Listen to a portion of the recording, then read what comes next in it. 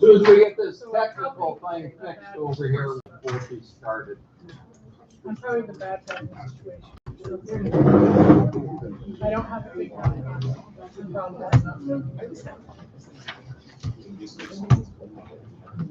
Not mine.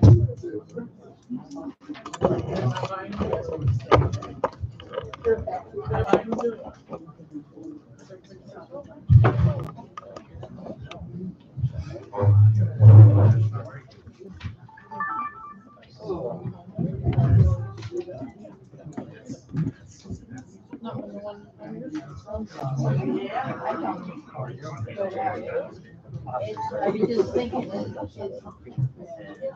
I wonder if I'm on board here. This month of July. Yeah, maybe that's good. I don't know why we're all here. We don't have to work time. I guess not.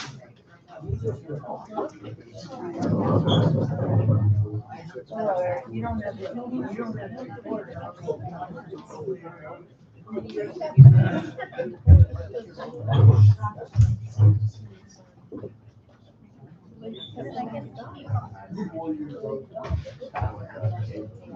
It was on, the other reason I saw it is I really looked it up.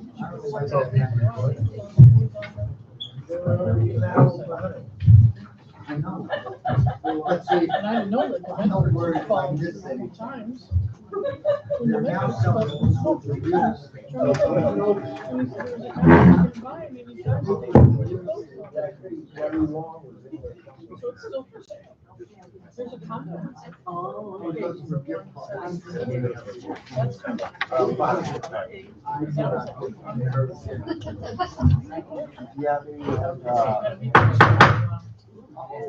The time is now a little past 6:30 due to a technical difficulty, but this is Wednesday, May 10th, 2023. We're here at the Pine Ridge Clubhouse located at 4801 Lakeside Club Boulevard. May 10th?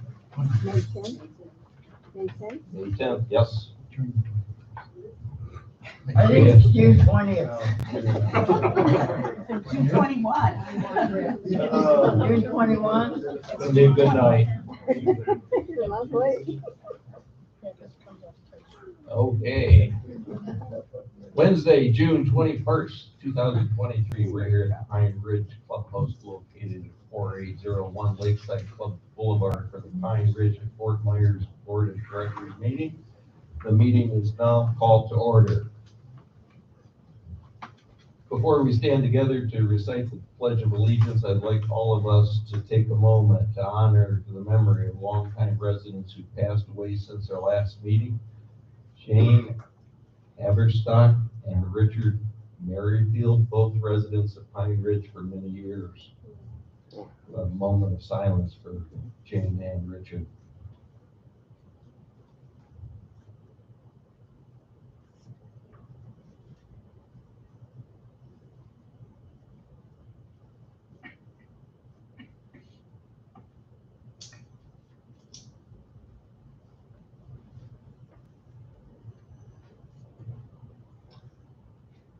Thank you.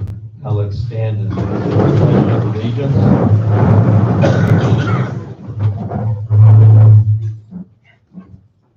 Allegiance to the flag of the United States of America and to the republic for which it stands, one nation, under God, indivisible, with liberty and justice for all.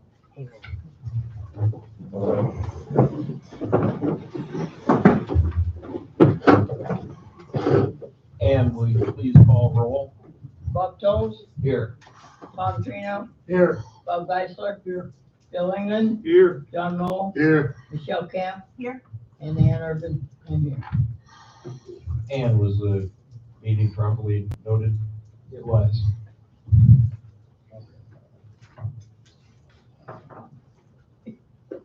Tonight we have two important guest speakers.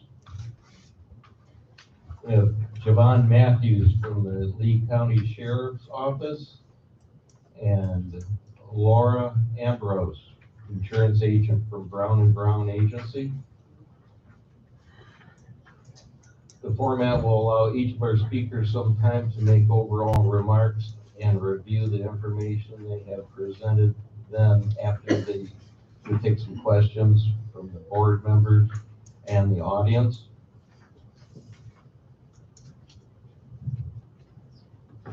First, we're gonna have Officer Matthews give his presentation. We don't want him to have to sit through the insurance part of it. You know, you're more than welcome. It's gonna be exciting and interesting. There's gonna be a lot of questions.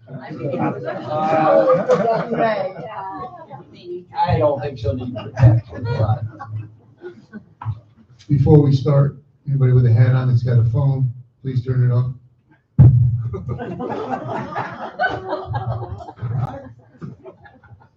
My mother calls. It'll be long distance. All right. First, I want to wish everyone a happy National Selfie Day. My name is Sergeant Javon Matthews, and on behalf of Sheriff Carmine Marcino and our employees and women of the Lee County Sheriff's Office, I want to say thank you for allowing me to come in and speak tonight. I want to thank our distinguished members of the board for having me, for the invitation, for the relationship that we have thus far, and the opportunity to reach out to the residents. This is a testament to this community to have so many people, especially in the off season, attend a meeting like this. And so it shows the care that you do have for this community.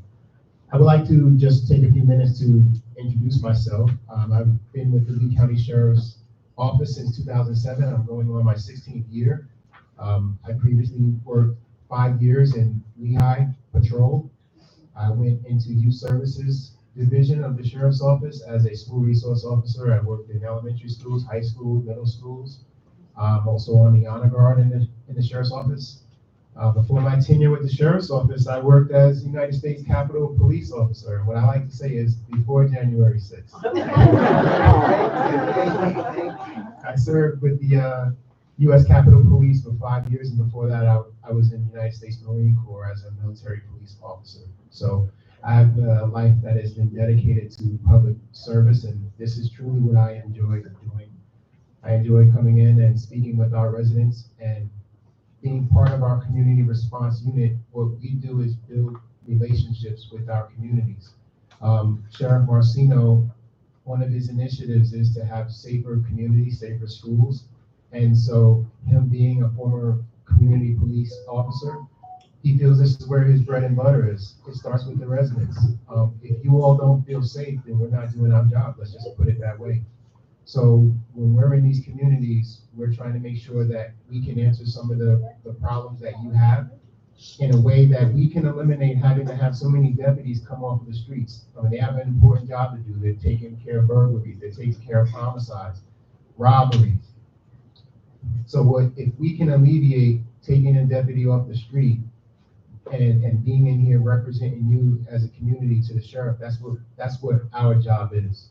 Our job is to come in and just do speaking with the residents, educating them with what's going on in the sheriff's office. Being a liaison, we hope that we can at least give you all some transparency of what's going on, and not only in our agency, but throughout the county. Specifically, what that means is whenever you may need to call the sheriff's office or you may need to email Sheriff Marcino, I'm his direct representative. I have the direct ear of the sheriff. There's nothing that the sheriff would find out that would not get back to me, and there's nothing that gets to me that would not go to the sheriff. So you should have confidence with myself being your liaison in the sheriff's office, that at least you're gonna get the answers you need, and if I don't have them, then I'll go up to the top to get them. Some of the issues that we have in this community are the issues that we have in many of our communities. We all have worries about traffic, the traffic control. We all have issues with trespassing in the complex. We all have issues with, tenant disputes with residents. And so if there's any way that I can answer some of those questions, I would like to do that.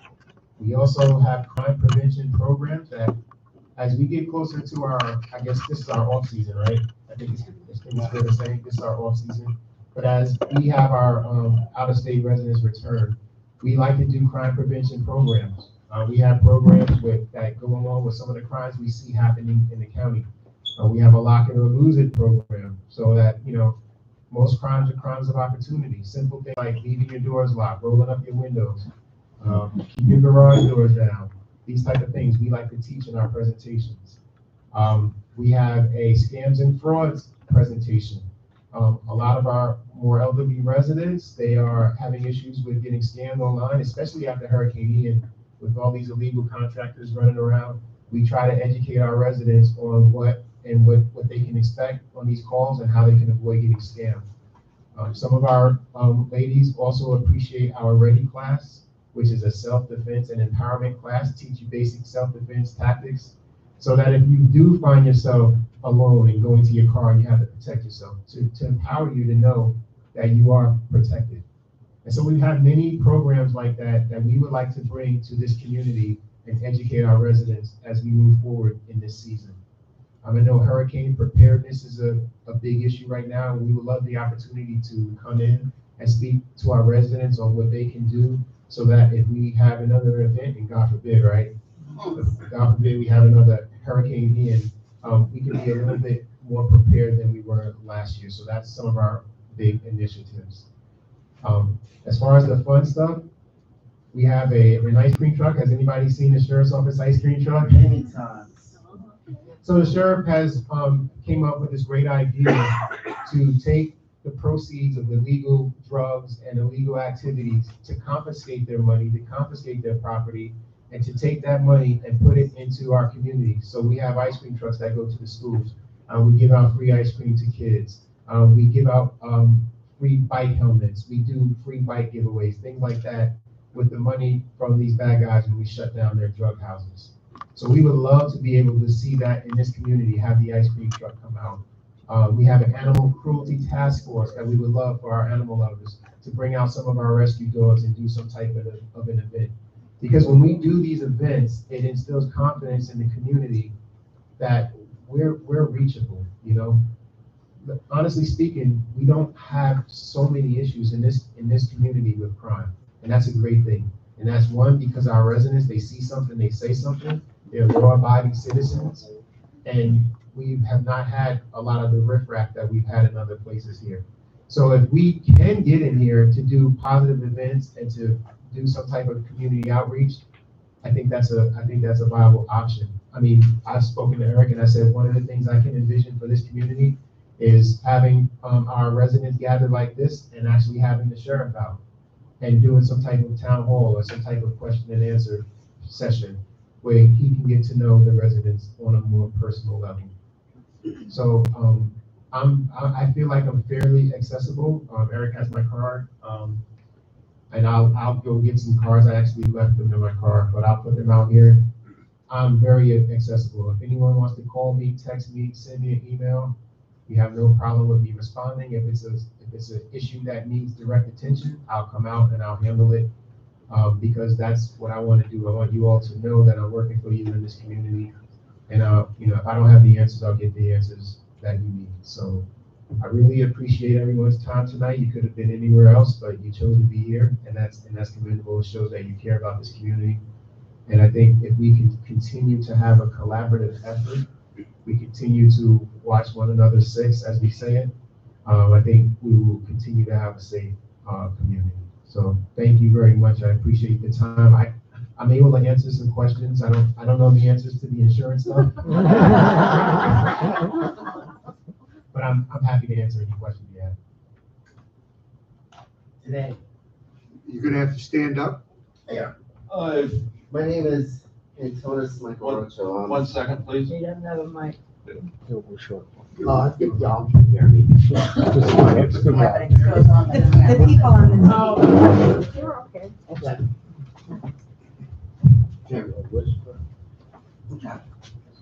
Thank you. I don't know how you all assemble this many mics and have no feedback. I'm used to this, please forgive me. Am I being recorded? Yeah.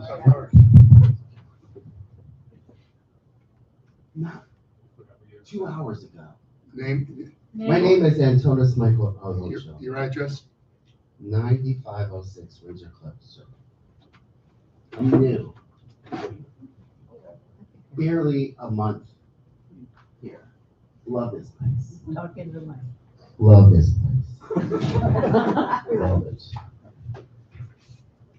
I was over to Circle K getting gas. Circle K, it's right down the road, walking distance. This has been a hot spot of crime. I don't know if anyone's been here at that Circle K, but every once in a while you have to go there. I've been working so much that I was running on fumes. I was running over to the pole, and I thought I better get gas, because I didn't want to get gas in the morning to go to work. I knew I couldn't make it. In line, not a big deal. And this guy behind me got impatient because I was trying to log in my loyalty card for Circle K. Slams his Corona 12 pack. Not a big deal. I just want to get my gas up. I don't purchase gas at the pump. I don't trust it. Nobody should. That guy followed me because I took too long. Now, most people won't realize it, but I'm half Puerto Rican, so I can understand Spanish quite well.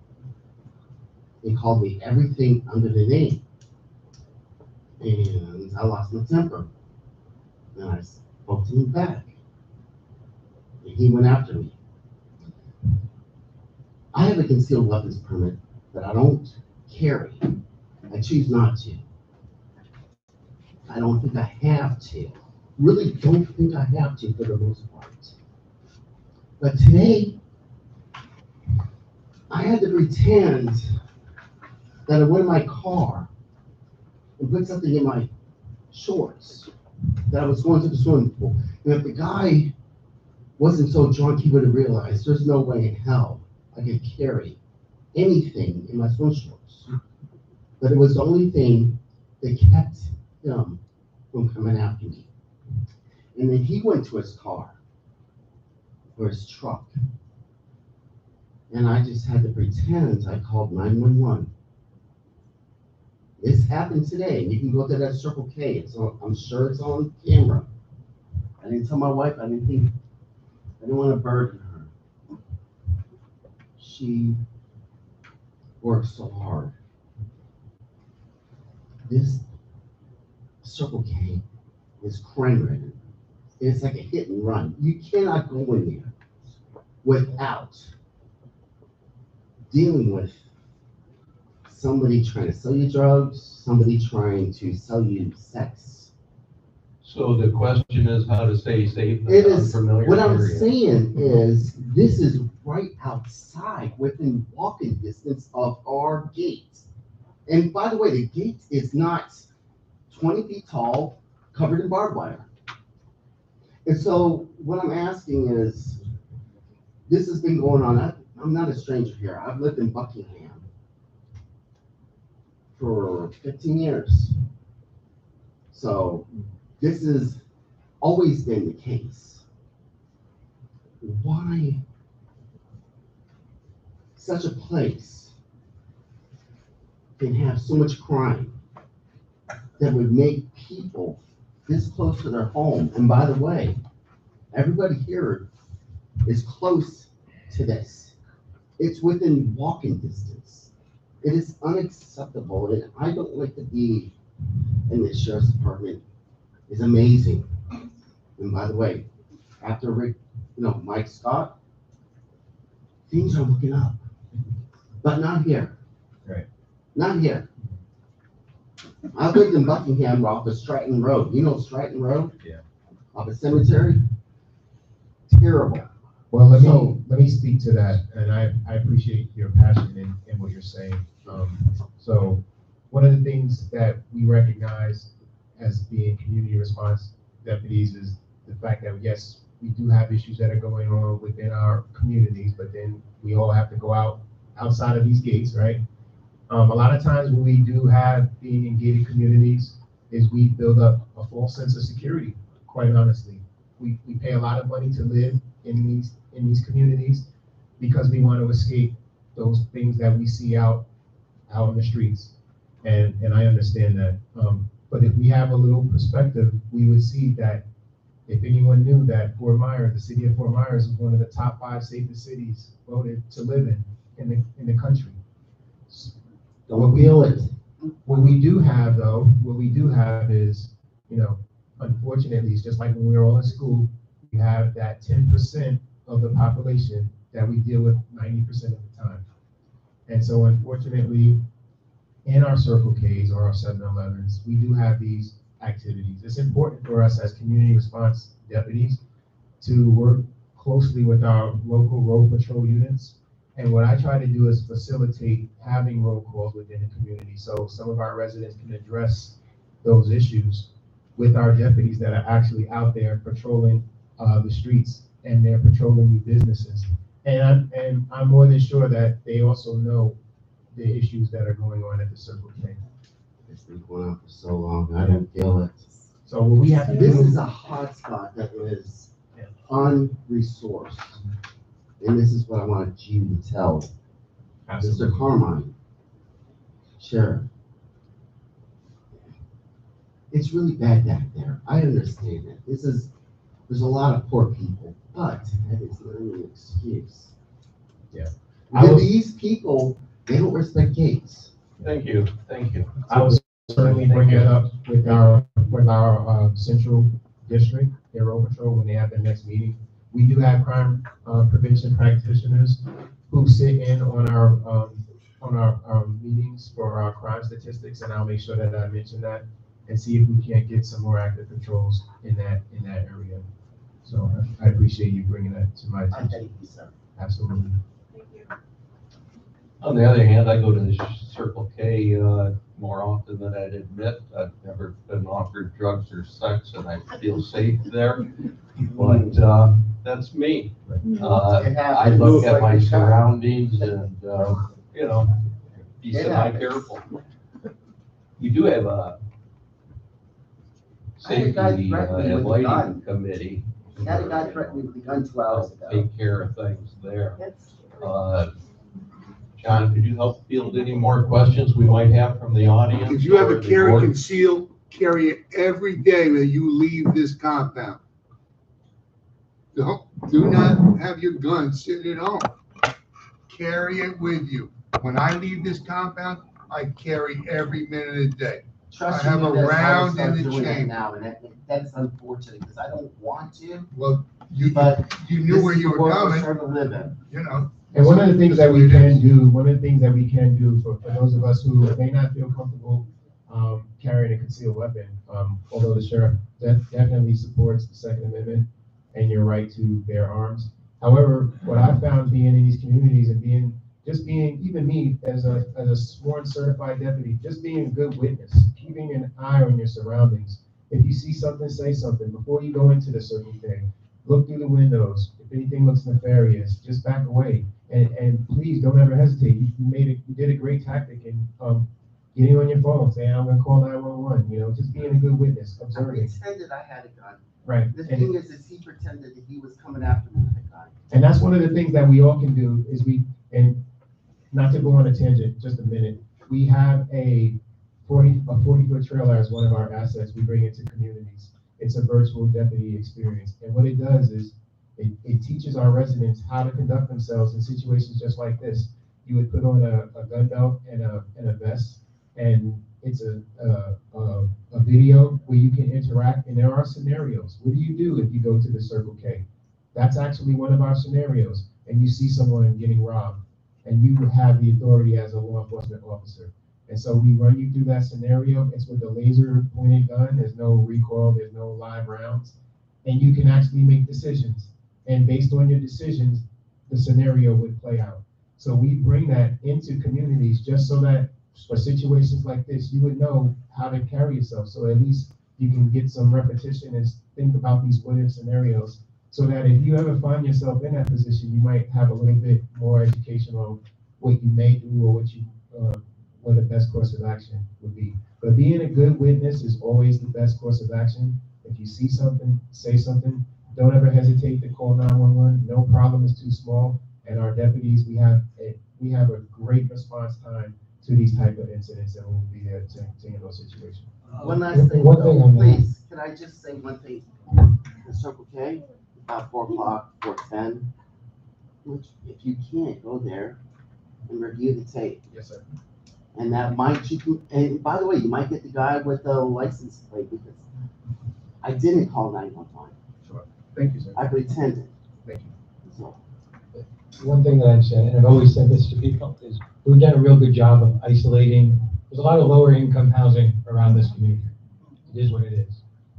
We've done a really good job of isolating ourselves from it, where when you're sitting here, it doesn't feel like it, but you have to be aware of where you're going outside the gates here in the immediate area. It's improving, but it's still got a long way to go. thank you. And that goes for everywhere. There's going to be pockets. Yes. Of bad spots. Bill England. Yeah. Bill Ingram, 4761 Lakeside Club Boulevard, number 50. The biggest thing that really, I guess, bothers me more than anything living here is the panhandlers that we have down here on the corners. You Yes. have it down here on Palm Beach Boulevard where we turn off. You have it where you get off of 75 at the exit. They're out there every evening selling flowers or begging for money. And they're jumping in between cars and everything. And sometimes you're afraid to move because you're just waiting and you know they're gonna jump out. And I guess that bothers me more than anything. And you see all these people lined up and you're wondering if they're sitting there with their doors locked, or you never know if you reach for something, if somebody else is standing over in the weeds waiting to jump out and take it, that bothers me, I guess, more than anything. And I thought they had passed a law at one time that they wasn't supposed to do that. Right, and that's exactly, actually, I'm glad that you brought that up, Mr. England, because what we have begun to enforce with fines, with citations, and with physical arrest is our deadly intersections law, to where they cannot in intersections panhandle and solicit and things like that. So we have been aggressively attacking that throughout our districts. We've made multiple arrests on it, and we've issued multiple warnings and citations. That's a progressive thing that we have to continue to police. We have to continue to work our intersections, because we have had issues with that. So I appreciate that. I know me personally, in doing gated area checks here, I've been able to shoo away, I hate to say it this way, but I've been able to shoo away many transients that have been trying to hang out in this community.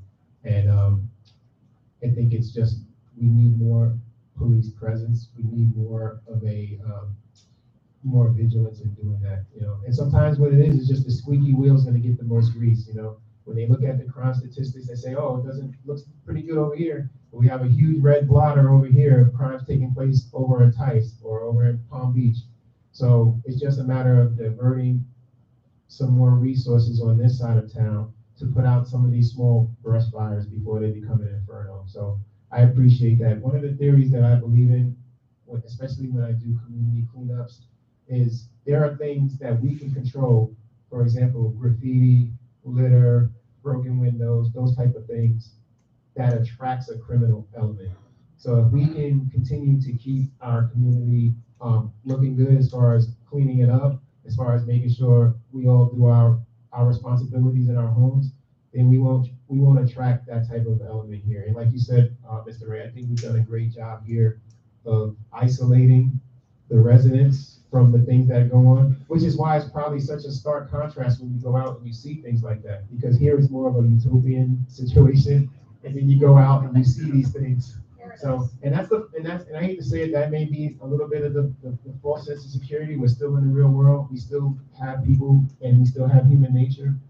But I think we do a great job. And so when I go to our next Central District meeting, I will bring up the desire for increased patrol right outside the community, and see if we can do that with our deputies. Thank you. Thank you. John, Mal?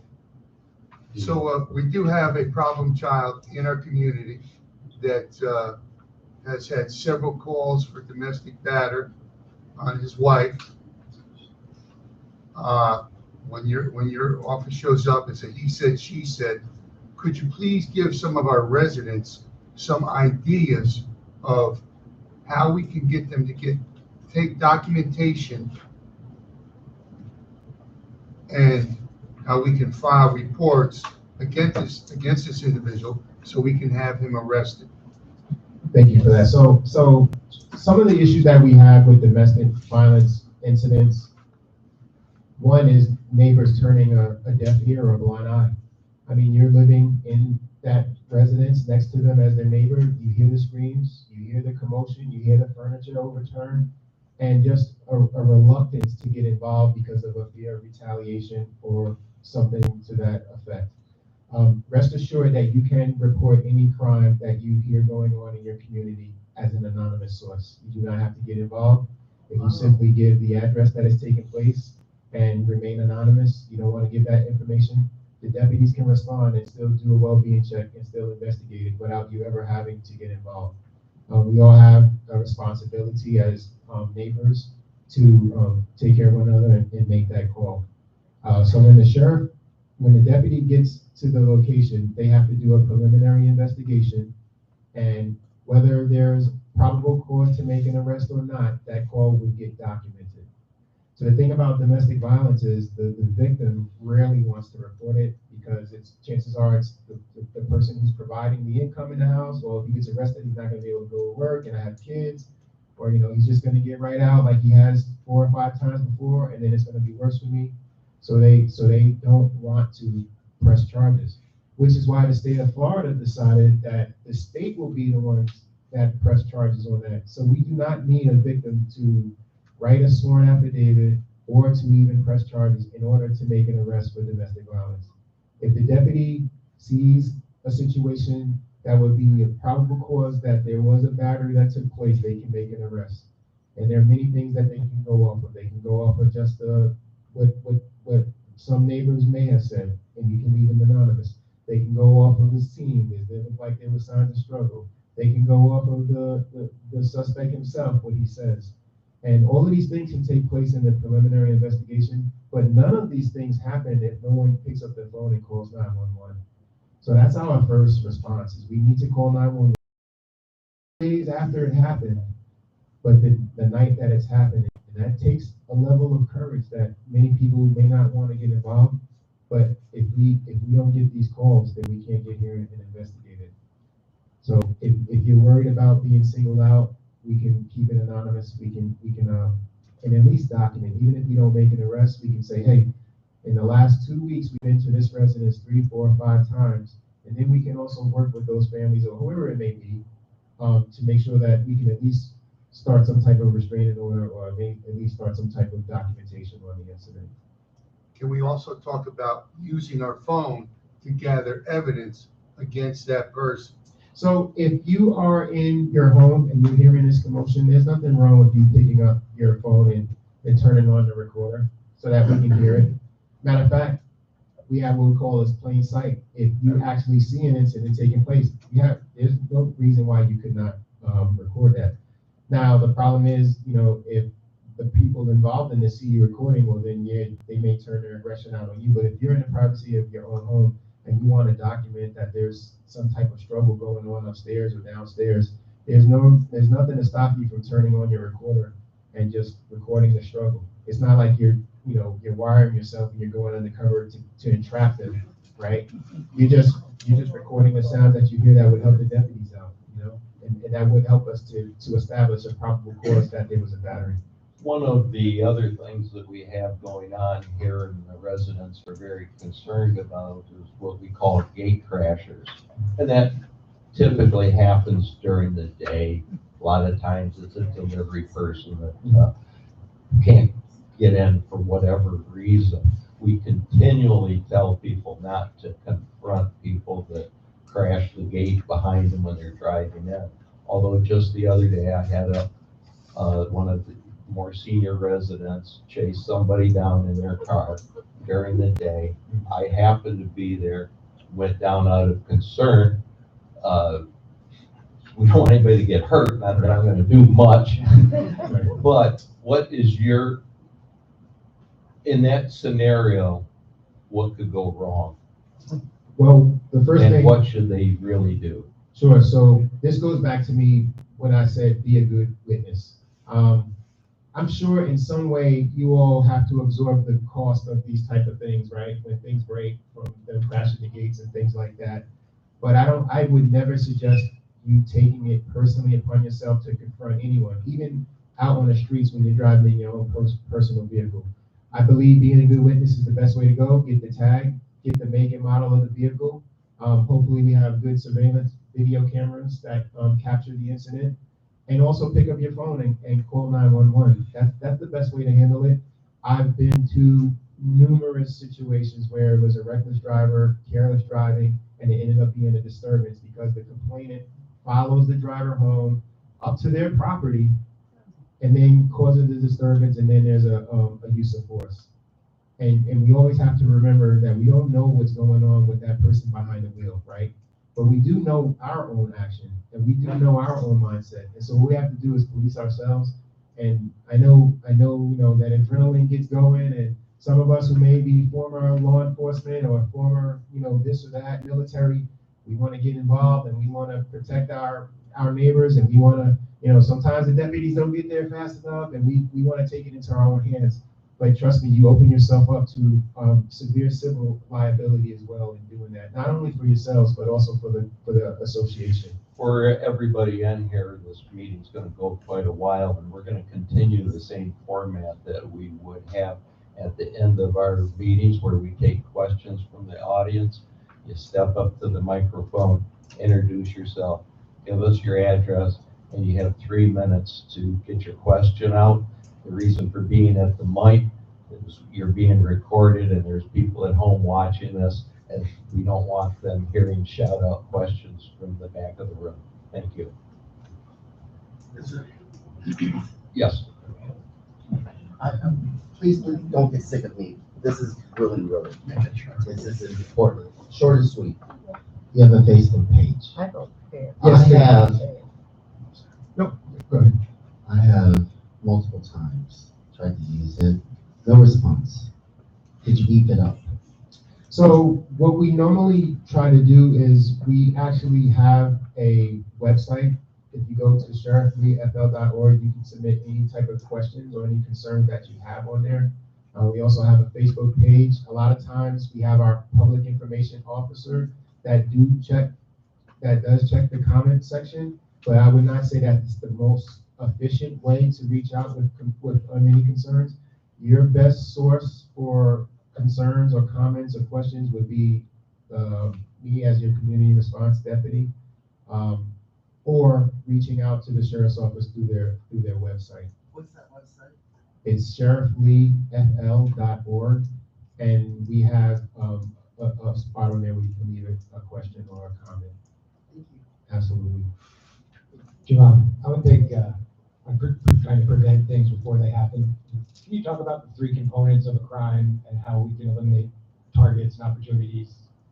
As far as there's still going to be bad guys out there, but if we lock our doors, yeah. things like that. Yeah, so when we have our crime prevention practitioners come out, what they're going to say is that there are a lot of, it's like water, it's going to go the path of least resistance, right? So what we want to do is we want to take away the opportunity and the ability for a crime to take place.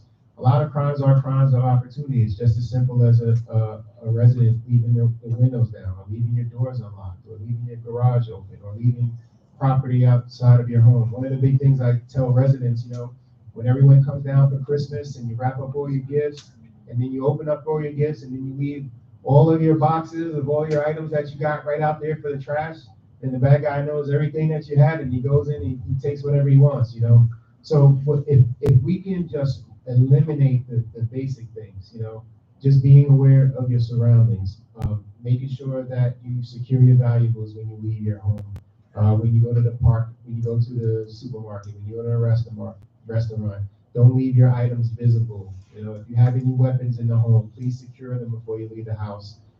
Things like that would go a long way to not becoming such a soft target. And if we could do those things, I'm telling you, our crime stats would go down tremendously. It's the basics, you know, and when we don't do the little things, that's when the big things happen, and that's what I try to educate the community on. And the deputies, when they come out and they take a call, the first thing they're gonna ask, do you have video cameras in your home? I don't know what the HOA allows and the COA allows in that. We try to promote people to get the red doorbells. Right. Yeah, so things like this would help us as well. We also have cameras that we use in our gated communities that link to the Lee County Sheriff's Office's real-time intelligence center. It's a state-of-the-art surveillance that we use in conjunction with our communities, so that rather than us having to go through some third-party site to upload information from your camera systems, we can monitor it directly. And if there is a stolen car that comes into the community, if there is a person with a warrant, if there is a person who's a suspect in a serious crime, we can have access to the cameras so that we can track that person and get him out of the community. So this is something that we've been trying to promote in our communities. Having our license plate reader cameras at the front gates, having some of our cameras at our amenity centers has brought down the caseload and closing out our cases tremendously since we've installed these cameras. So there's a multitude of things that we can do, but it starts with the basics, just eliminating that opportunity for the bad guy to commit an easy crime. You want to make them work for it, you know? You don't want to just give your stuff away. Let's make them work for it, you know? One more thing. We have 15 dog walkers in here that walk their dogs. And we have that same individual in my last scenario drives recklessly. Can they videotape him driving every time he drives in and out, goes through the stop signs and everything? I know you don't have anything with DNT, but So a lot of these things that we see, for example, trespassing, reckless driving, a lot of these things have to occur in the officer's presence in order for them to enforce it, right? So if you come up to me and you say, hey, this guy was speeding, if I was not there to witness it and use my speed detection training and experience to be able to say, yes, this person was going this fast, then I cannot effectively enforce that, right? At least for that. However, to establish a pattern of behavior that can be used for other proceedings, that's an excellent idea to do, especially if it's so predictable that you can be there when it's taking place. For instance, you're walking your dog every morning and you see it. Yes, you want to start documenting that because that is helpful, and I'm sure that would help with your bylaws as far as trying to come about with some type of consequence for doing that. So I would suggest that you never want to leave the house without your phone, and also be careful with your dogs. Make sure you have them on a leash. Make sure that we're abiding by the rules and the regulations on our end. And yes, please document those type of situations. And when the deputy gets there after it takes place, he or she can at least have some context on what's happening. And we could still document that this is taking place so that when a crime does take place, we have a chronological history of it being an issue. I have a question. I know these are private roads and you guys can't do traffic, like stop signs and stuff like that. But there is a threshold where it moves from traffic to crime, right? And then you would get involved. Some drunk driving, some drove into a house, or ran someone over, whatever. Right, yeah, so we would call that, What is that? we would call that like an exigent circumstance, right? Whether there or not there's a traffic control agreement, by law, we still have to stop a reckless driver or someone driving under the influence, or someone who's just committed a crime and they've come into the community. So we can still use traffic laws to affect that traffic stop. If we were doing some type of an operation on someone and they happen to be driving and they came into your community, well, based on the investigation that we're conducting, we could affect a traffic stop. But normally without a traffic control agreement, we could not do like a proactive patrol as far as speed enforcement in the community. However, there are other things that we could do. One is visibility, and this is where we would have to work with our road units and say, hey, look, when you guys are not on the road and you're doing your paperwork, you're completing your reports, would you mind coming into our community and just sitting at an intersection? That would help us tremendously, just to see a marked unit people are normally gonna slow down, right? You see that marked unit, you don't know what he's here for, but you see it says sheriff's office, so all right, I don't wanna take it, I'm gonna slow down. A lot of our residents, I mean, you guys can let the cat out of the bag if you want, but they don't know we don't have a traffic control agreement, you know? Sorry if I gave that away. But no, your residents, you know, they need visibility, they need education, us coming in and meeting with the residents and having events like this and being able to let them know as far as these are the issues that are happening.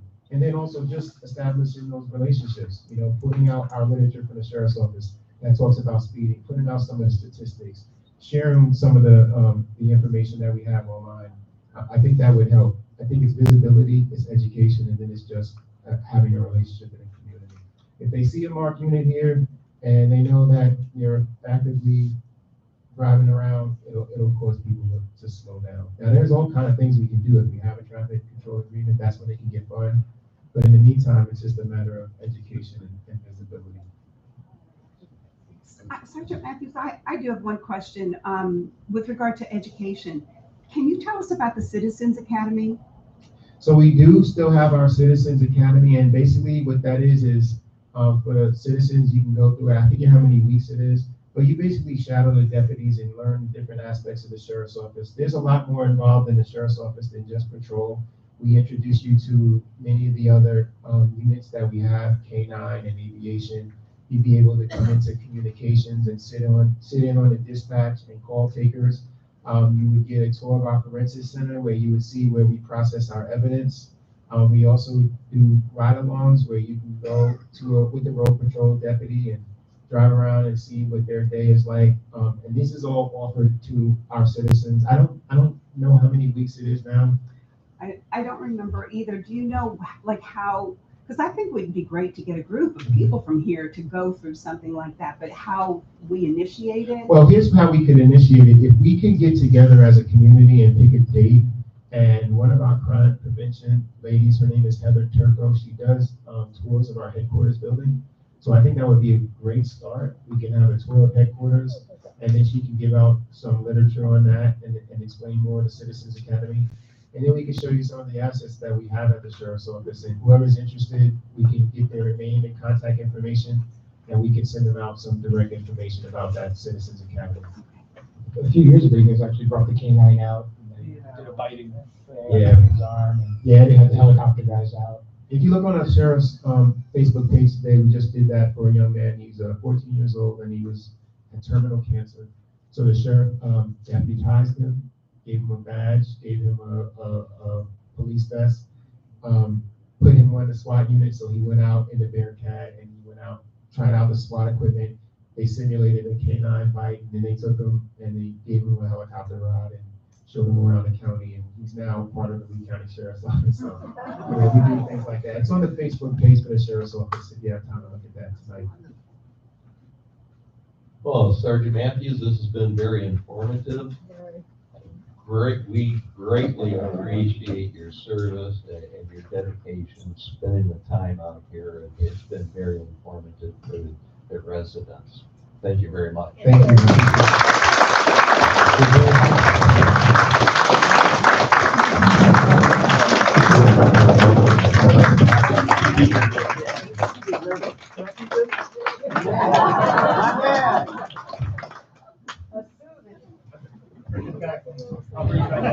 I keep telling him our goal is to be his favorite community. Thank you all. It won't be me calling you, they'll all call you now. I am going to put my business cards, I'm gonna go to the car and I'll put them right here.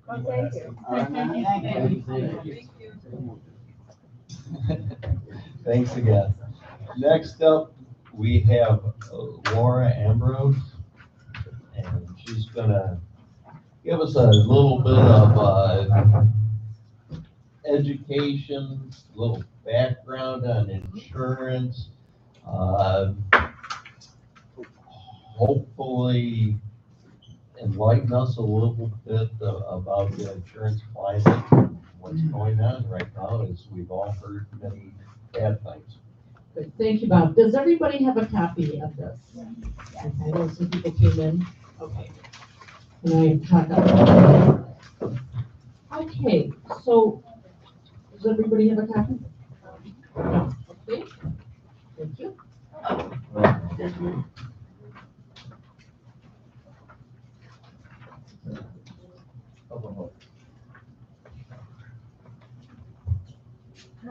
I'm coming.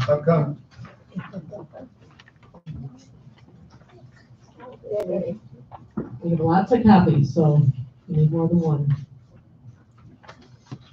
Okay, good. Just to introduce myself, I'm Laura Ambrose, I'm Senior Vice President at Brown & Brown Insurance. I have been specializing in insuring condominiums for about 21 years now, and I've been insuring Pine Ridge and Fort Myers for 15 years. So Brown & Brown is the largest agency in Florida and the 5th largest in the country. We are publicly traded on the New York Stock Exchange, and really what that means to you is that we are what they call the big bear of the woods. We're the largest, so we have the leverage when it comes to dealing with the different carriers and having claims, so it allows us to have leverage with the different insurance companies. Now, what I'm going to talk about is the current property market. Now, how many of you have been non-renewed on your insurance for your home? Anybody non-renewed? Okay, so, well, what's happening right now is what you call a hard market.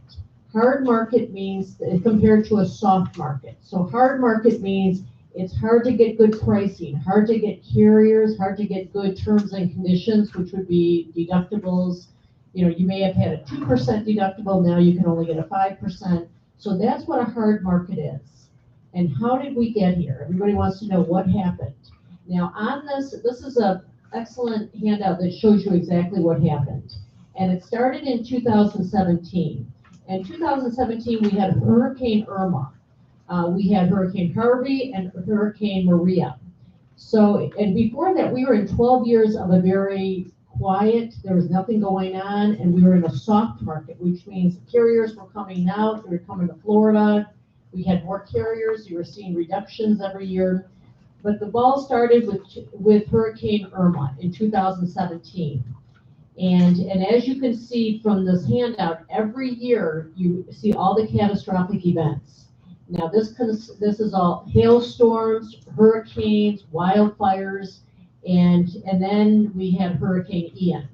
Now why do I tell you this? Because every insurance company has reinsurance, and these are the carriers that stand behind the insurance company. They're the ones who pay the big claims. So some people will ask, why do I care what happens in Texas if I live in Florida? Because they all share in the same reinsurance carriers. Okay, so right now we are in the hardest market in a generation. So it's extremely difficult. You've got carriers, especially homeowners, unit insurance carriers going belly up. So it is extremely difficult right now. So what we are seeing is that we are seeing anywhere from 50 to 800% increases. Okay, and there's a lot of carriers that are barely hanging on there. You know, I mean, and so fortunately, you are with a carrier called Heritage. Heritage is in St. Petersburg, Florida.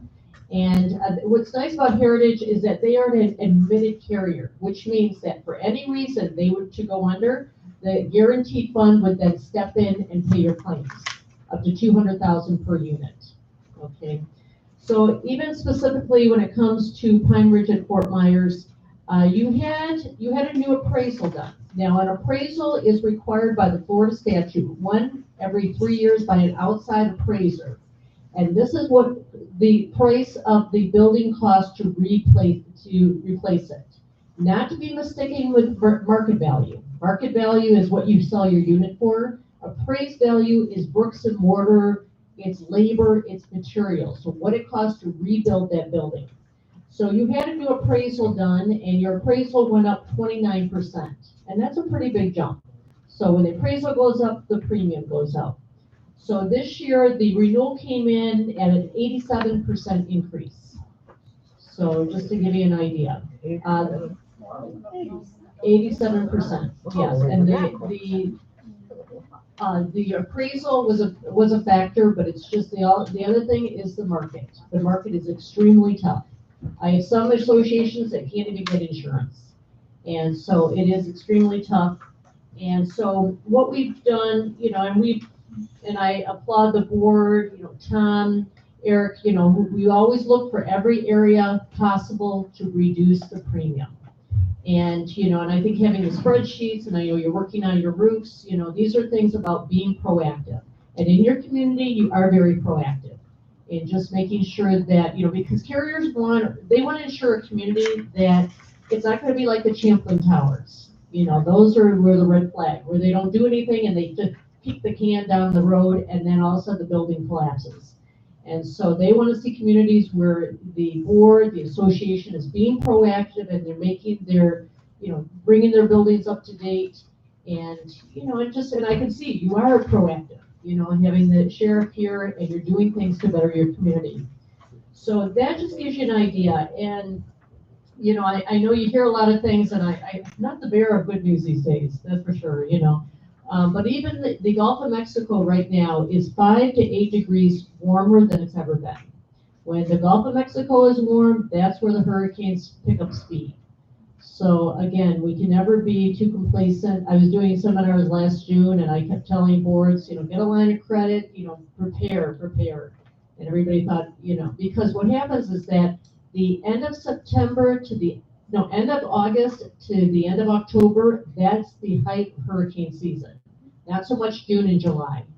So it is tough out there, and but I just we do everything we can, and as your agent to try to negotiate with these carriers. We have an open Hurricane Ian claim that Eric and I are going to be working very hard on and getting that paid. So that's kind of what's going on out there. So any questions from anybody?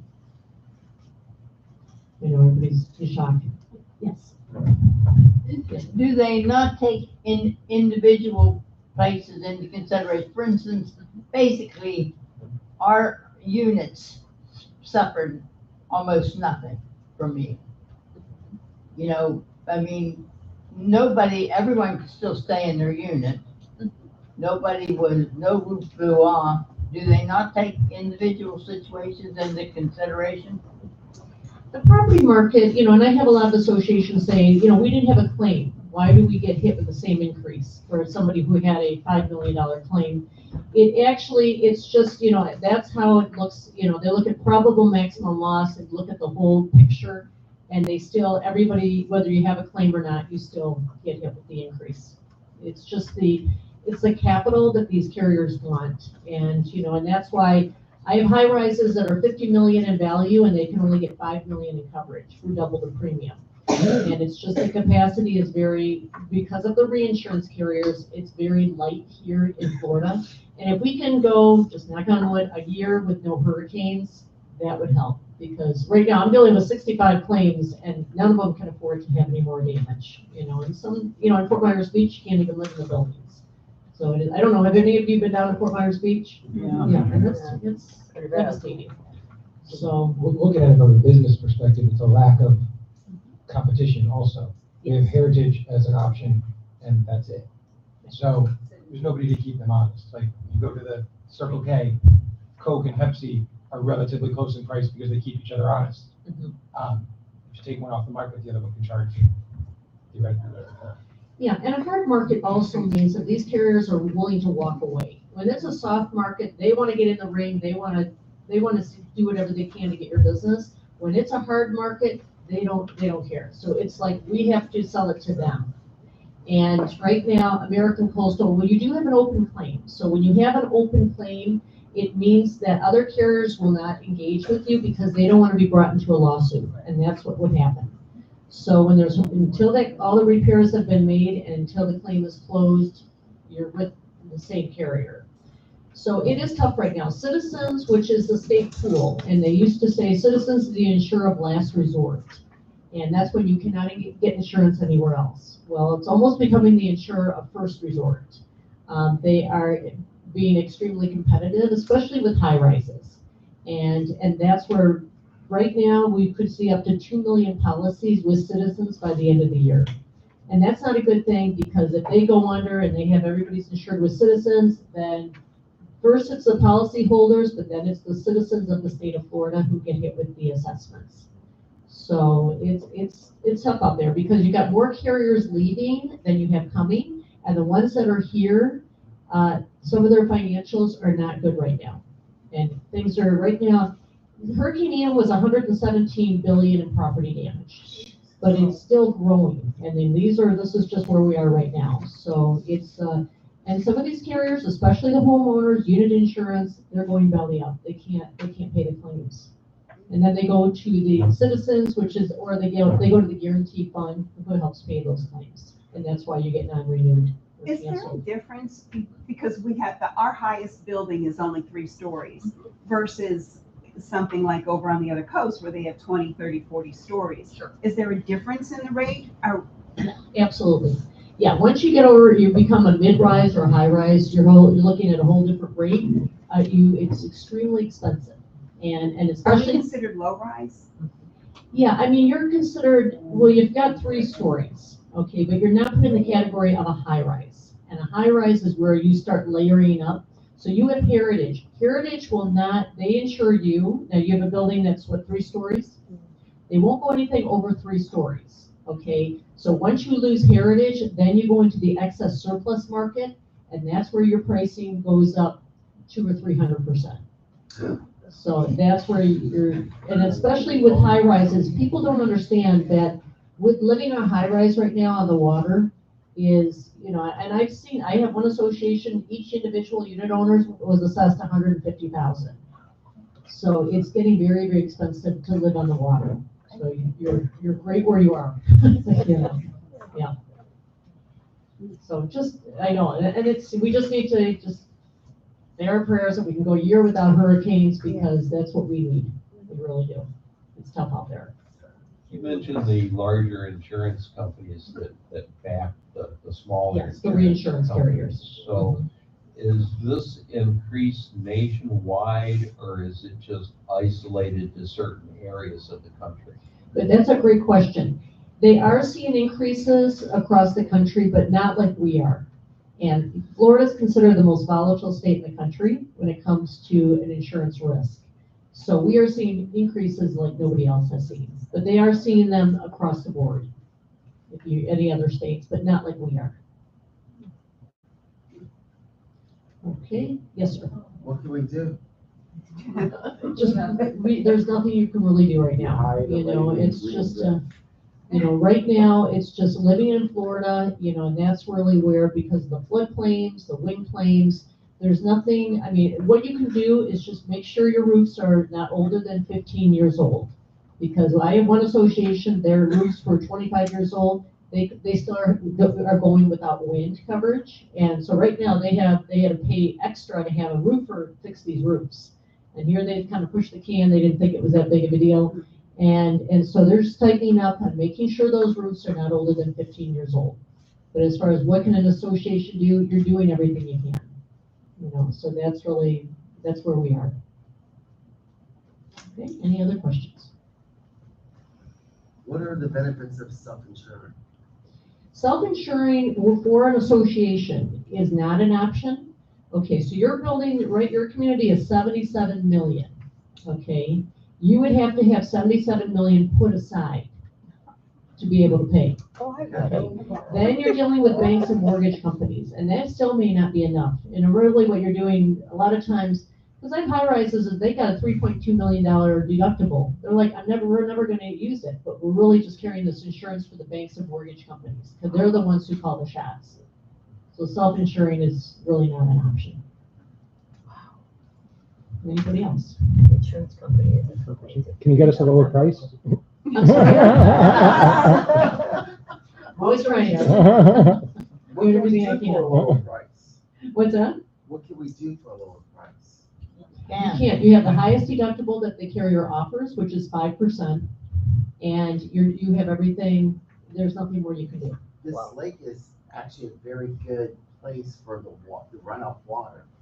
Mhm. And I don't think we're in a really, really bad, I've been in Florida for many, many years, for 40-something years. This area has never really suffered much. Well, fortunately, you're not in a flood zone. A flood zone is the high risk probability that you're going to have a flood. And I've got all those ones you see on Fort Myers Beach, on Gulf Shore Drive, those are in a high risk flood zone. So when that storm surge came in at 15 feet, there was significant damage done. And so right now you're not in a high-risk flood zone. So that's where you would be paying about 100,000 at least if you were carrying flood. So you're not carrying flood. Your biggest peril is going to be wind. You know, and it rips the roofs off, blows out windows, but not so much water. And that's why when you talk about the pond, that's going to be flood. Flood is always coming in from the outside. It's rising water. So if, let's say, a sprinkler head bursts and it floods out 3 units, that's going to be a property claim. So flood, which is through the federal government, is always going to be coming in from the outside. Can we differentiate the price for sprinkler versus hurricane? I mean, I'm not understanding. okay, sprinkler and hurricane, are they different policies or are they all connected? No, you've got your hurricane claim. Hurricane is your property policy, and that's going to be if you have hurricane, the peril of wind. You have a fire, you have theft, vandalism. That's where that property policy that you have with Heritage is going to respond. And that's, you either have your hazard policy, which is your property, or you have a flood policy when it comes to catastrophic damage. So I have ones that are on Fort Myers Beach right now that they have both of them going. They have a flood claim, and flood is, that's where you have the line. So that's when they know it was a flood, they look for that line. And then the roof gets ripped off, so that's going to be the wind policy. So you have both policies going at the same time. So, and at the same time, you have 25% of all properties that are not in high risk end up getting flooded. So that's, you know, I mean, I have some associations that carry flood even though they're not in a flood zone. Yes, ma'am. Should we carry flood even though we're not in a flood zone? Personally. You know, some associations sometimes like to even get a quote, you know, just so they can put it out to the membership. Because that's going to be the number. I think what she's asking is should they get flood insurance? Well, the thing is, you live in a condominium association, the policy is called an RCBAP, Residential Condominium Building Property Policy. So you're going to get your own personal contents, and that's going to be your clothing, furniture, that will be covered under a policy that you get for yourself. That's it. But as far as the structure itself, because if you have 4 units in a building and you're the only one that's carrying flood, it's got to make sure that everybody has it. So the association would have to purchase the policy. But you can purchase it for yourself, especially if you're on the first floor and it comes in and just damages and floods, you lose all your stuff. Yeah. Okay. Oh, we're good? Okay. Any other questions? Any more questions? You got off Wow. easy. Did I get all easy? Yeah. Compared to the sheriff. Oh. I brought the cookies. Sponsored by Brown and Brown.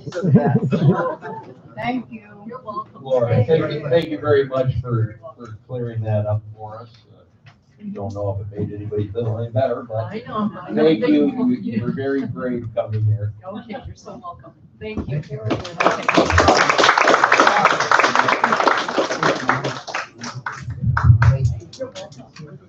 Boy, this has been quite a night. Having fun? A lot of information. Yeah. Is breakfast going to be served at midnight? Next up, we have the open forum, and I don't believe we had any residents sign up to speak tonight. We still have a long meeting to go, so. Bring my, oh. you ready? I did put it on my. Do we have a motion to either read or waive the reading of last month's minutes? I'd like to waive the reading of the minutes. I'll second that. All in favor? Aye. Good. Motion passes. Three. Take your time, I don't look at my hair.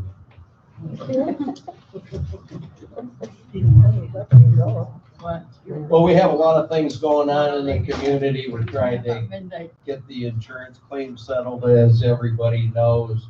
We still have the dumpster corrals, and we're moving forward with pretty much everything. It might not be as quick as we all would like to see it happen, but rest assured, we do have that going on. One thing I'd like to bring up, I've had a little bit of discussion with Bob Geiser and revolving around volunteers in the community. We've had a lot of volunteers in the past, landscaping, flooring projects.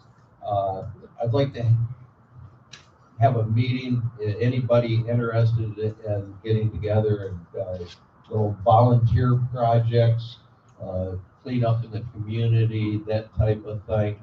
We'll get together and discuss that. I'm going to post that meeting on the bulletin board, and perhaps we could get together Saturday morning, maybe about 9 o'clock. This Saturday? Does that work for you, Bob? Okay, I'm going to post that on the bulletin board. Yes, this Saturday, 9 o'clock. Anybody interested in volunteering their services for the community is welcome to come down. All right. So, next up, we have manager's report. Hello, everybody. Hello. Hello. So I'll go through as quickly as I can. The pool and spa licenses were renewed over the last month. We repaired another section in the deep end. Looks like the pool is going to need some more refurbishing sooner than later, so we've got to start looking at that. Pool number 5 is going to finally be replaced next month. There was supply chain shortages. Remember, we were down 3 out of 5 pool heaters. We got the parts for 2 of them to be fixed, and the third one's going to be replaced. We have been working on repairing a very serious leak under her garage in Windsor Club Circle. We did a good job. We were able to find it, get it back going, and everything is back to normal over there almost, except for one person's house. Apologize for the inconvenience, everybody, and thank you for your cooperation during that section that didn't have water a couple hours this morning. And at that leak, it brings me to the topic. I don't want to talk too long about saving water and different things that we can do as a community. And I think we want to get organized and come up with some firm ideas. But just as an example, to throw it out there for everybody to consider while they're brushing their teeth or taking their shower or doing whatever they do, is the association spends about $250,000 a year on water. The biggest expense that we have is insurance. There's going to be insurance. Then we have cable TV and water. I mean, those 3 things are really the 3 primary expenses here. So $250,000. If we were able to just use 90% of the water that we currently use, that would save us $25,000 over the course of the whole year. So, I mean, think about that. If 90% instead of 100%, and the community is going to realize that savings. We can actually look year to year and quantify it, which is kind of cool. The gutter cleaning and repairs are continuing on. I'm testing some of them out right now, actually. We'll be walking through the job with the owners of the company later on in the week.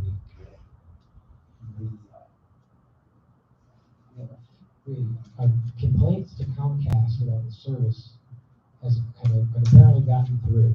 We have a field survey scheduled where they want to go out and review all the existing infrastructure and see what can be improved. I can tell them pretty easily all the bent, beat up boxes with the lids off. You know, it rains like this, and that's probably why the service goes back. But you have to be a brain surgeon to figure that out. But we're going to do that, and hopefully that will spur some action on their part, and you guys will have better service. Just for bringing a point of reference, the contract with Comcast expires February of 2025. Lighting replacement update. We've been in contact with the suppliers and the installers. At this point, we're still waiting on the big concrete light poles. They're telling me end of August, beginning of September, which is still way longer than we would ever like. But it would at least be before it starts getting dark earlier. And that's, I guess, the primary goal we have to have right now is to get it in before it starts getting dark early. So at least we have our daylight. So as we head into the autumn and it gets dark earlier. Hurricane preparation and safety. Deputy Matthews touched on hurricane. Laura talked about hurricane. I want to talk about hurricane preparation in case we have one. I sent out an email this week with some pretty general information. I think everybody pretty much knows what to do when hurricane is coming. But if we do have one, that is going to be the primary way that we communicate is through the internet or email. And we are able to do a little bit of it even when the power and the cable are down because of cellular. So if a hurricane does it, I encourage everybody to keep an eye on your email, and we're going to do our best to keep everyone in the loop through that way, just like we did through Ian and Irma in the past, and I think it's worked out okay. Sir? You're not allowed to speak for behind us. Can't ask questions.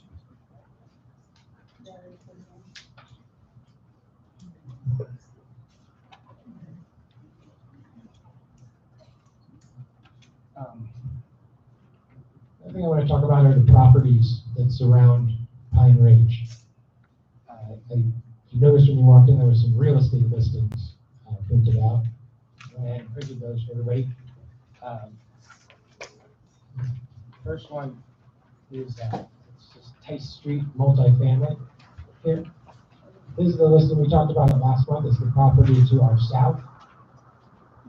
And it's under contract. We do not know the buyer. It will be disclosed to us at this time.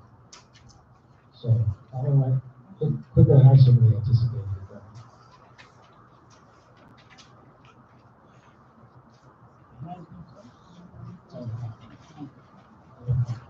Then we have the property, we call it a cow field, even though some of you don't have cows. This one here, 9730 Orange River Drive. And this one is listed as pending. This one is listed as pending, and I was verbally informed that it was purchased by a religious organization. That is all the information. So that could be just an investment. It could be, a land holding there. It could be some sort of religious establishment. You never know. So we'll see what happens there.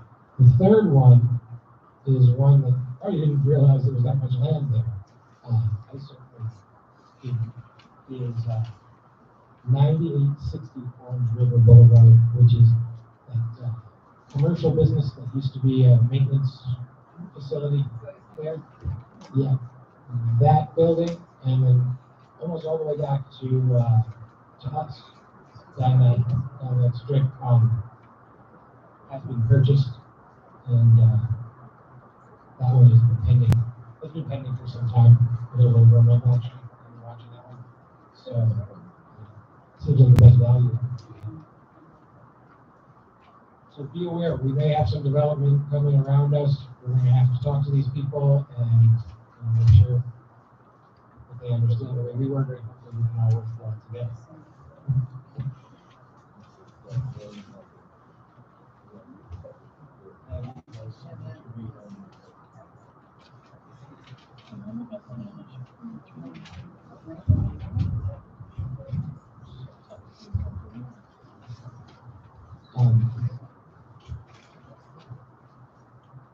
Next thing I want to talk about is the insurance claim. Actually, we'll talk about that.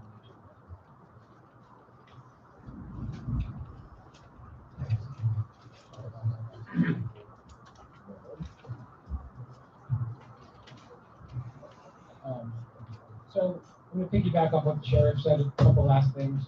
One is safety. What I was saying is, and what I've learned in the process, there's three parts to a crime. There's a target, there's an opportunity, and there's a bad guy willing to do the crime.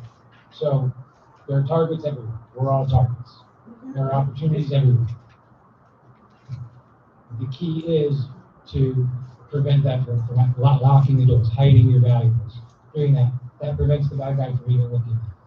That's the reason why it's a gated community. It's not gated to have 20-foot barbed wire fences around it. That's where bad people are supposed to go. Those people. We want nice fences like what we have, but the gate is not security. We don't offer security, and there's no way does the community provide any security. What we do provide is access control. That gate is designed to be a deterrent. If there is a bad guy coming, it's to remove us as a target and make him want to move down to the next community down. And there really is no perfect way of securing a community. That's why none of them offer security. It's always called access control. I used to run a big place in Naples with very expensive houses. We had 24-hour guards, and the guards' instructions, if somebody came up, if they had a gun and wanted to get in, the post orders were let him in. I mean, there is no security, there is no, so please don't chase people down. These are licensed security guards, and they're told to let them in. Please don't chase people down because you never know who it's going to be. A couple other reminders, non-approved tenants. Everybody who resides in Pine Ridge must go through either the new resident application or the long-term guest approval process and be approved. If you house someone who has failed to gain approval, you'll be in violation of the condo rules. Items on common ground. We had this problem pretty much resolved, and there's a few people that have started to sneak some things back out there, the potted plants and little statues and things like that. This stuff's not allowed. Reason being is, I understand some people like it, some people don't. Beauty's in the eye of the beholder, and part of living in a condo is maintaining that consistent look, and we're just not allowed to have it. The other thing is, they are potential projectiles when we get into a hurricane season. I mean, it's raining pretty bad right now. I'm sure the wind is blowing us. And it's going to put your unit in violation. That's the main reason that's because you don't want to violate the condo declaration. And the board is going to issue violation notices to those who don't comply. So we're asking everybody right now to bring those items in and follow that.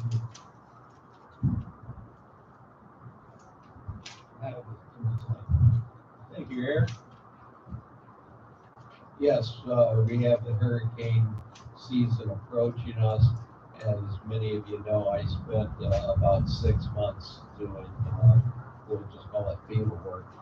So I was in Fort Myers Beach, a lot of other places, North Captiva, and we talked about items that are set up because they can become basically missiles.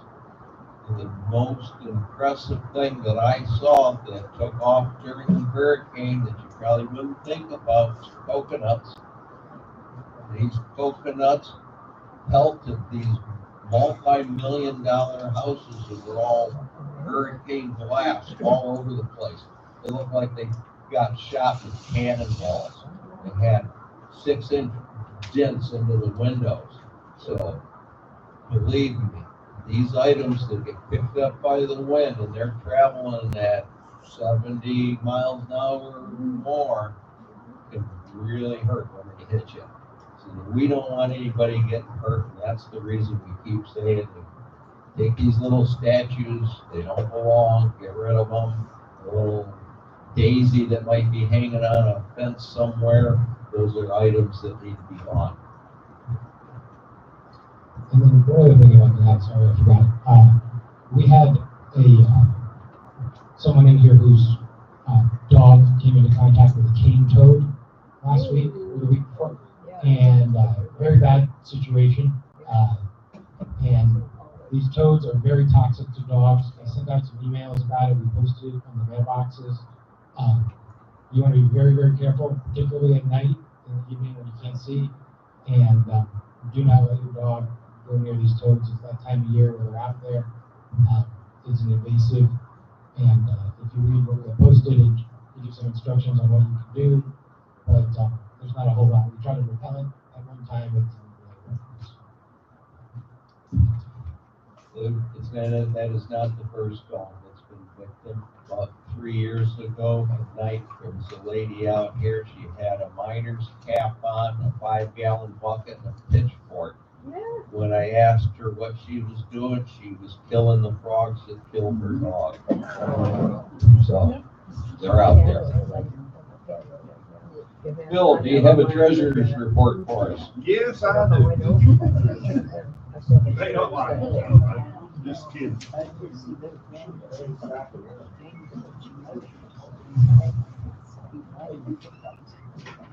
Yeah.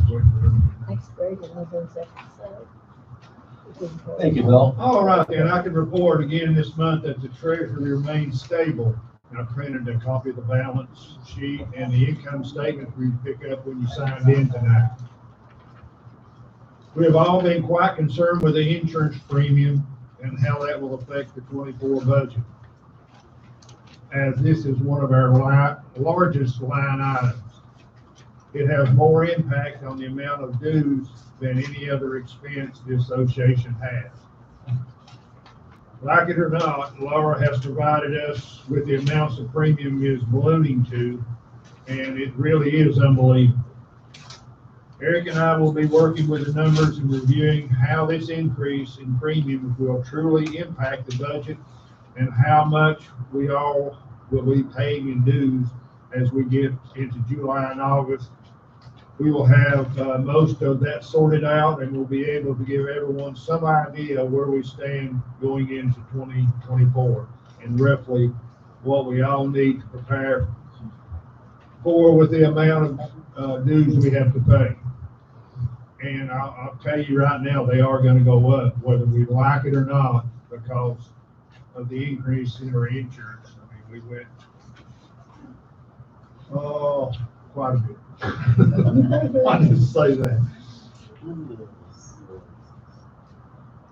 Once I have, let's see, I announced last month that the association resolved the largest delinquent account. This was a result of our manager taking action that resulted in the association acquiring ownership of the unit. The unit was in very distressed condition and requires significant rehab, which has started and will be completed over the next 60 days. Once I have a complete breakdown of the acquisition costs, cleanup, and rehabilitation written out in a form that everyone will understand, I will share all that information with you. I may have it next month, but it'll probably be the month after that before we really get the total cost down. Because our manager was able to acquire the distressed unit under market value, after we complete the improvements, the profit on the sale of the unit should be, and hopefully we'll make at least $100,000 on it. So this type of unanticipated extra income will go into the community treasury and will be used to offset for future increases in the cost, in the dues and cost rise, and we continue to fight inflation. It may, hopefully we'll make more. I'd like to see we make enough to cover our insurance costs, but I guess that's wishful thinking. But just want to let you know, just be prepared. There is going to be an increase, and please don't kill me. I can't help it. We'll fight the budget every way we can and make it as least amount of hardship on everyone as we can, but there's only so much we can do. We'll have Sergeant Matthews at the budget meeting just to make sure. Yeah, that's all I have. Thanks, Bill. We have some old business. First off, we're going to discuss some changes to the social club bylaws. Last month, the social club presented some changes to the bylaws to John and Eric. And Bill and I met with members of the social club to review these changes and understand their goals and what we can do working together to best achieve those goals for the community. Do I have a motion to approve or deny the proposed changes that everybody has in front of board members? for the social bylaws. Are we supposed to know it now? I mean, I read them, I see them, I have a chance to look at them. Well,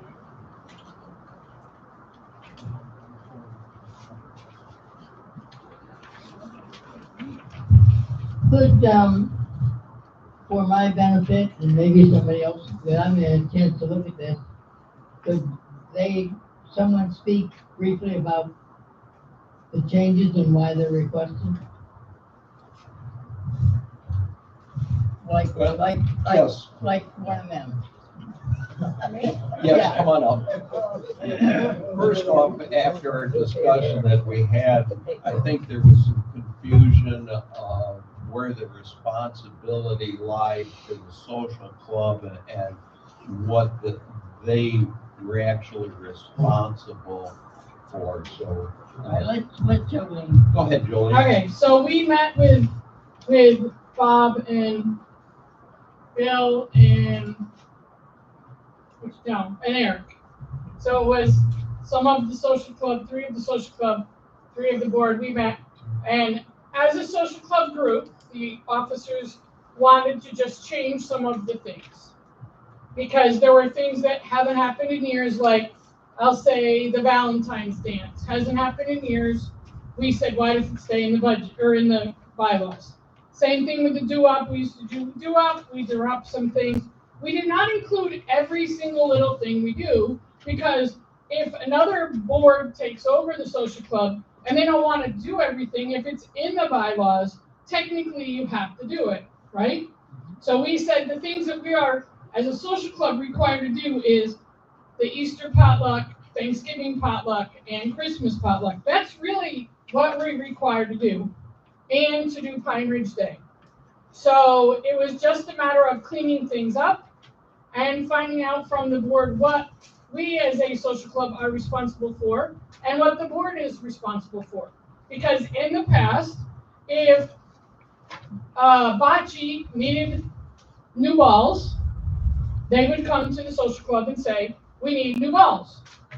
And because I took over from a treasurer that had deceased, I didn't get a whole lot of training, just like Bill over here. We didn't get a whole lot of training because the person died before I took over. Not his fault, not my fault, but as a social club, we decided that yes, we would buy the balls for Bocce. Buy something for shuffleboard, buy something here, buy something there. When we sat down with the board, we have discussed it in the interim and found out that that is technically an amenity, so it's not a social club requirement. So now when someone comes to us, if we say, please present it to the board, do not be offended. It's not one of our responsibilities as the social club.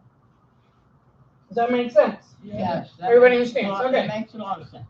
Does that help, Ann? Yes, thank you very much. And we just kind of cleaned up the language, cleaned up some other things. And yes, we had the pandemic, so we had a requirement that at the end of the year, we had to give the board, went into escrow, and the escrow sat there. Well, it wasn't our fault that for 2 years we escrowed money, and then in the interim, we didn't use it because we didn't have Pine Ridge Day.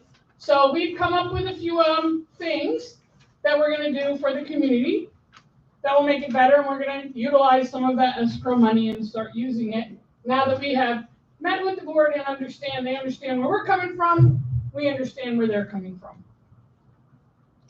Thank you very much. You're welcome. Based on that, I would like to propose a motion that we accept the change in the Pine Ridge Social Club bylaws. I second that. Any discussion? No discussion. All in favor? Aye. Motion passes.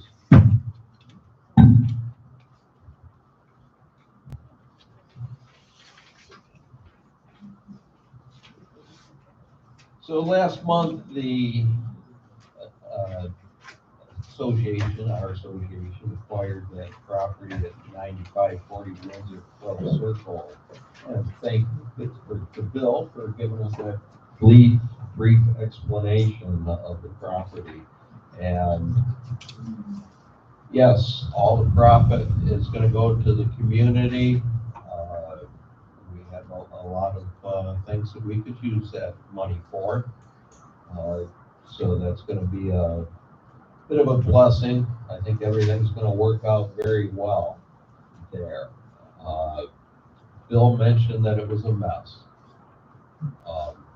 That doesn't even come close to describing it. I touched on it last month a little bit.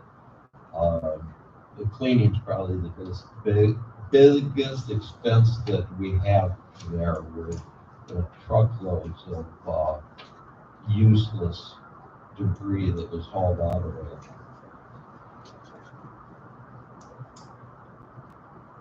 I thank the Thuringers for coming over there and helping. They were unsolicited. My wife, after she was asked not to go over there and clean, well, you know what happened.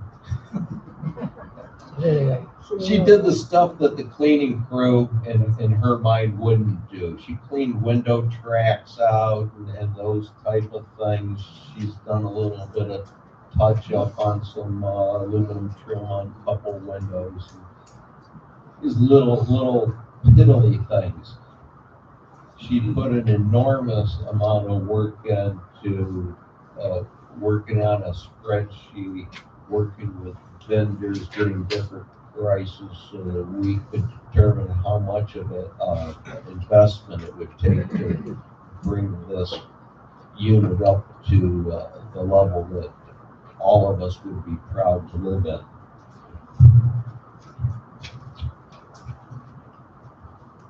None of the volunteers are getting paid, rewarded, or anything of that nature. Just like all the volunteers here, whether they're out there picking up debris in the parking lot or working on the social committee, volunteers cover a very wide spectrum of this community. So pretty soon we'll have some contractors coming in and working on this place. Bill put me on a schedule of 60 days, which was a little surprise to me a minute ago, but yeah, that would be nice. Sorry about that. No problem at all. We have a little bit of an update on the hurricane claim. I believe we already touched on it a little bit. Eric, do you have anything to add to the earlier comments? Yeah. So since the hurricane, and over the last 2 or 3 months, I've learned quite a bit, and I've done some pretty careful analysis of our current policy. And there's a couple technicalities and things that I think that we may be able to get some of the money back that they're going to be charging us now.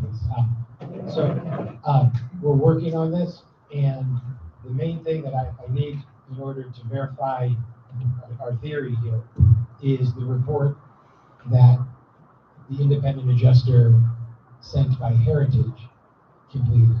And we didn't hire a public adjuster at the beginning because we wanted to go in good faith with this adjuster. So I've been trying to get a copy of that report, not even necessarily for the insurance proceeds, but I'm pretty sure that we've got everything fixed up. But the person that we had on every roof really looking at it was this adjuster, and we need to get that report. However, this month is a little bit touchy where we don't want to upset them too badly because we haven't renewed yet, and we just got the pricing for that. So I wasn't pressing them as hard as I normally would. And I think Laura kind of mentioned that once it's renewed, we can go after them. So the last correspondence I had with the desk adjuster at Heritage regarding the report that we want is, Eric, I'm in the process of reviewing the final field adjuster's report. It is over 2,000 pages in total, so it is taking me a little bit to complete. Once my review is complete, I will be sending it up to management for their approval, and then sending you a copy of the repair estimate along with a letter outlining the findings. Please feel free to reach out to me with any questions or concerns in the meantime.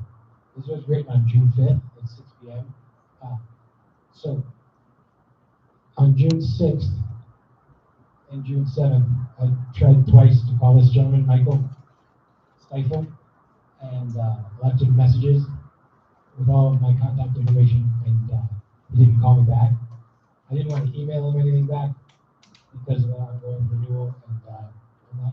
So once the renewal is established, we're going to really dig into the claim and try to recoup as much as possible for damage.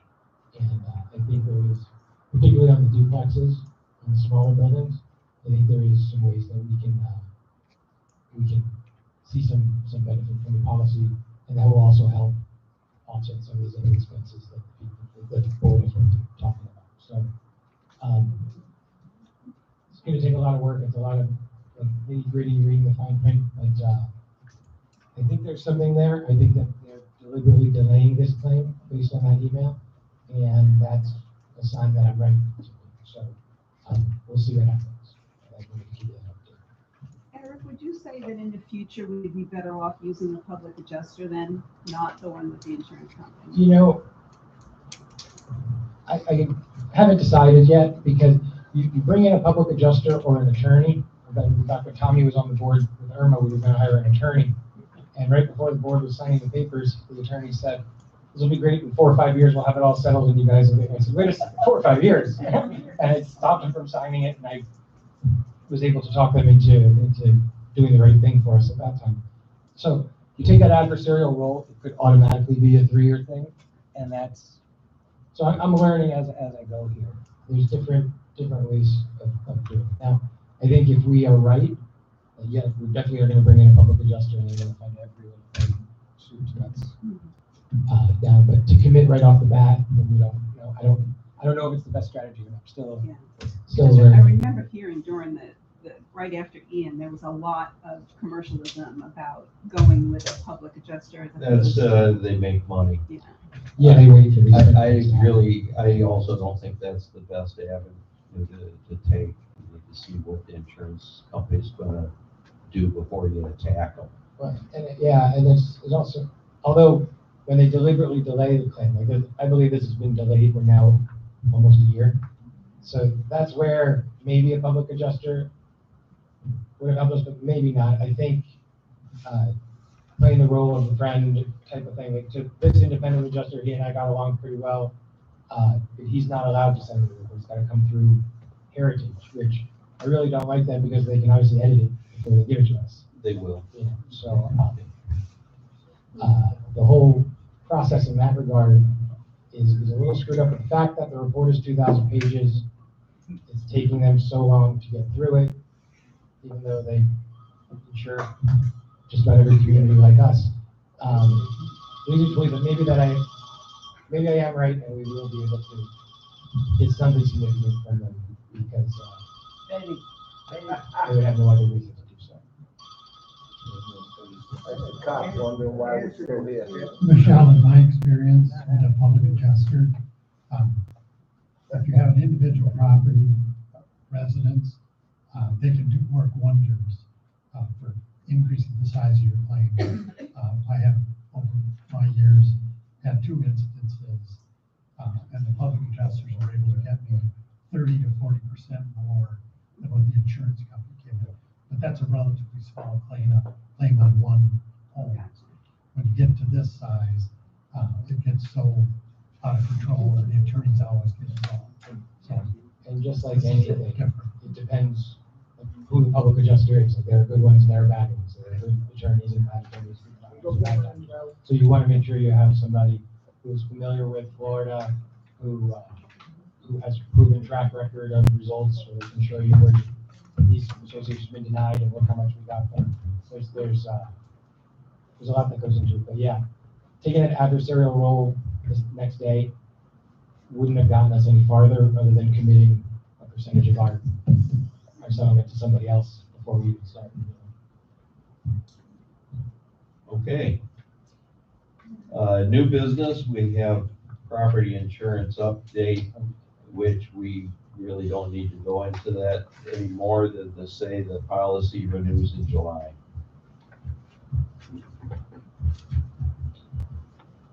So before we adjourn the meeting, we'll take a few questions from members regarding tonight's topics only.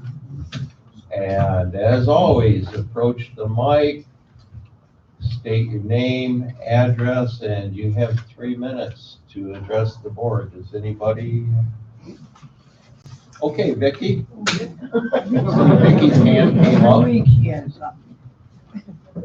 Vicki Franzen, 4612 Blackberry Drive. Okay, I understand that we're waiting on money from the adjuster for these things to be fixed. However, they need to be fixed. There are a couple things that, Like the fence going around the pool. well, that's not one of the things I was going to mention. Well, that's why I wasn't addressing you.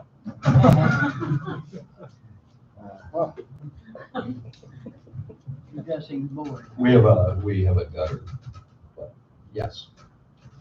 I mean, you touch that fence and it's going over. We'll look at that. We'll look at that. I don't think replacing the fence around the pool is a very expensive job. We do have insurance coverage on it. I don't know if it's gonna pay or not, we're gonna see. If there's a section that's gonna fall over, we should probably make that more sturdy. It's been like that since Since the hurricane. Yeah, and it's this section right out here. But yeah, it's a costly thing, so, you know, it all adds up, that's all the different things, so that's, we can look at it and see what is the best thing to do. Whether or not we should wait for move forward now. I know fencing companies, I was requested to get prices on how much it would be to replace all of these fences, because the prices are all over the place with the insurance software. And we had to call about a dozen fence companies to find one that would accept new customers. And then they came out and they gave us some expensive quotes, and I turned them in and we'll see what we get back.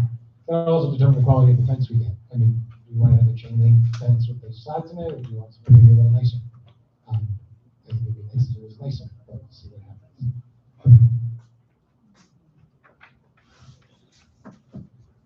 What I was going to mention, and thank you, Vicki, because there are some things that caught my attention. The fence wasn't one of those, but I noticed a gutter over here that's got a big dent in the middle of it alongside of a garage, and that needs to be replaced ASAP.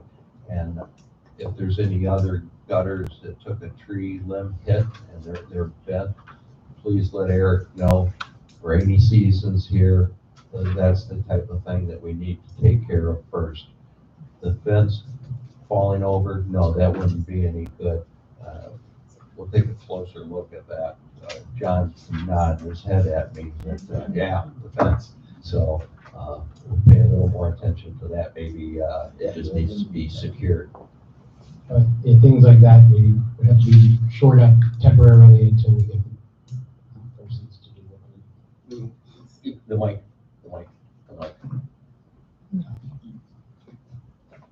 Tommy McIntyre, 9501 Royale Drive.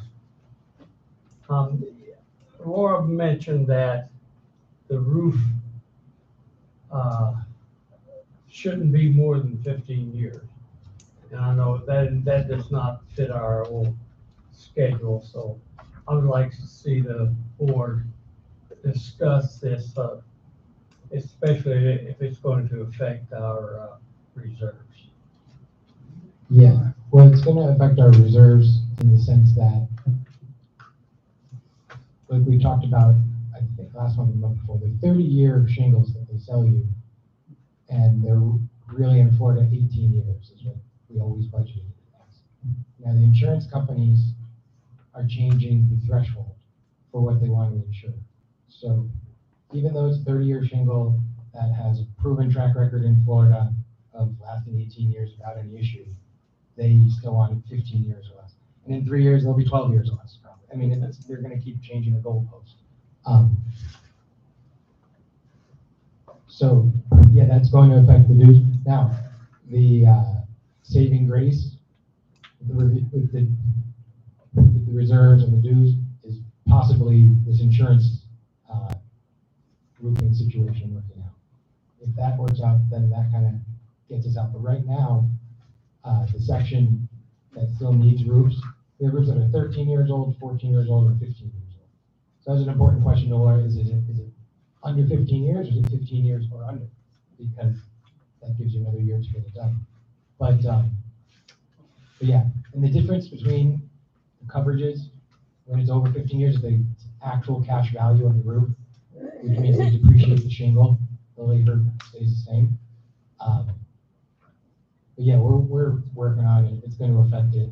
Yeah, I mean, very good question, but tough answer, you know.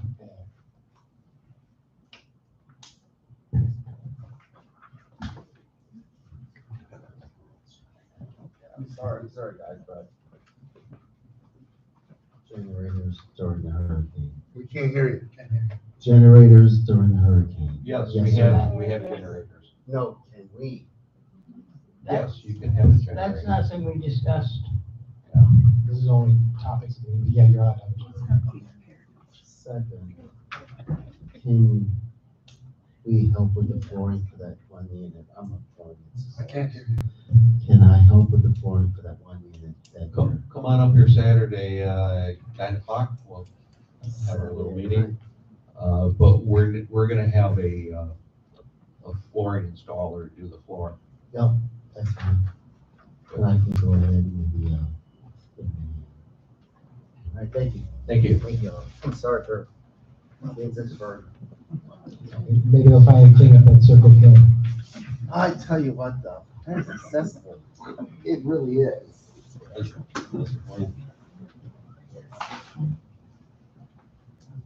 Okay, lastly, do I have a motion to adjourn tonight's meeting? Can I make a motion to adjourn the meeting? Meeting adjourned. You beat him to it, John. Yeah.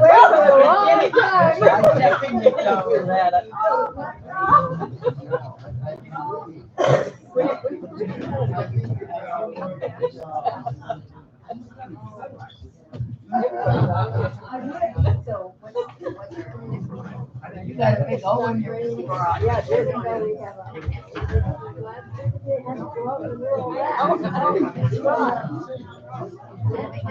yeah, I think it's just triggering out there now. Got that two hands. I know you gotta do it. I'm gonna check my umbrella for some reason. Give you another hand. No, you don't have to. I think it's raining. Yeah. This guy was giving you 3 cans because you asked me to grab the can. Yeah, I did. I did. Yeah, but you're 20. Hey, ladies. Oh, you're eating your food. Thank you. I'll let you know if you can. Hey, John. Now, When Hershey gave me a text. we're out of Did you hear back? Actually, I talked to him today because I had to ask him something else and he did say that it was good in the time frame.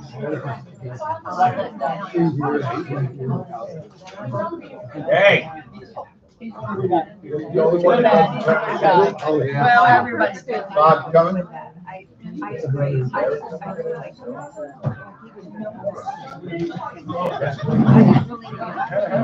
Still I've read it.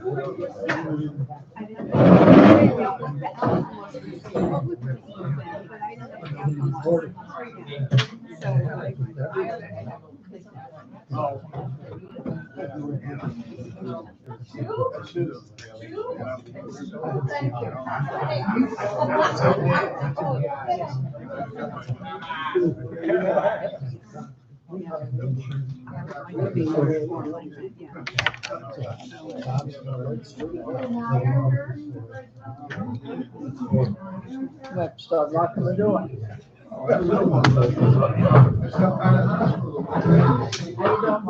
Doing great. It's because they just. Okay, thanks. Look at this beauty. No problem.